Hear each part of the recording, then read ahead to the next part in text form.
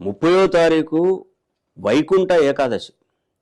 ఈ 30వ తారీఖు వైకుంఠ ఏకాదశి నుండి నేను చెప్తున్నటువంటి 5 రాసుల దిశ తిరగబోతుంది. నిజంగా ఆ భగవంతుడికి మీరు నిజంగా రుణపడి ఉండండి.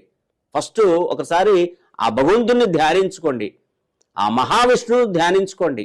అయ్యా, ఇన్ని సంవత్సరాల తర్వాత మాకు ఒక అదృష్టాన్ని ప్రసాదించావు, మీకు రుణపడి ఉంటామని ఒకసారి ఆ భగవంతుని ధ్యానించుకోండి.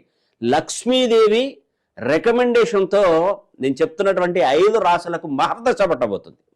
వృషభ, కుంభ, ధనుస్సు, తుల, సింహ. పట్టిందల్లా బంగారమే.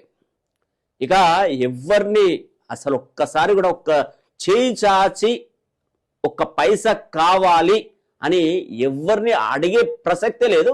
అసలు ఆ అవకాశం మీకు రాదు. అంతే కదా. ఇప్పుడు నేను భోజనం బాగా చేశాను, ఇంట్లో హ్యాపీగా పంచభక్ష పరమాన్నాలు